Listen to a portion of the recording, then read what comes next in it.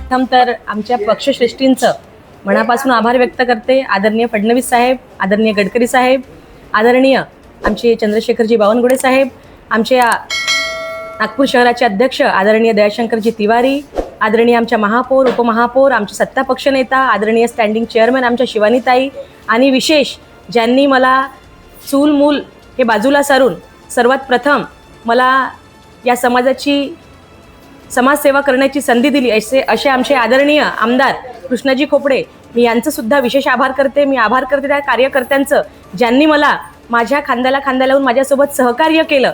मी आभार करते माझ्या परिवाराचं, माझ्या प्रत्येक परिवारामधील माझ्या प्रत्येक घटकांचं. त्यांनी माझ्यासोबत प्रत्येक वेळेला माझी साथ दिली. मी आभार व्यक्त करते त्या डॉक्टर बाबासाहेब आंबेडकरांचा ज्यांनी संविधानाचा अधिकार दिला.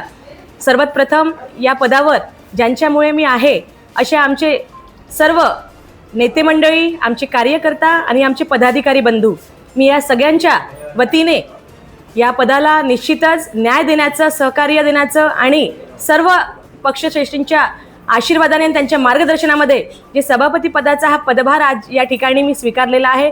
निश्चितच या पदाचं, या संधीचं सोनं या नागपूर शहराला एक चांगल्या वळणावर, स्वच्छ नागपूर, सुंदर नागपूर कसं होईल याकडे निश्चितच मी लक्ष देणार आहे. आणि यासाठी मला आरोग्य विभागाचे आमचे सेलोकर सर असो, आमचे महल्ले सर असो, यांच्यासोबत मिळून सहकार्य करून निश्चितच या नागपूरला सुंदर बनवण्याचा आणि स्वच्छ बनवण्याचा निश्चितच मी प्रयत्न करेल, 100% प्रयत्न करेल, एवढं सांगते.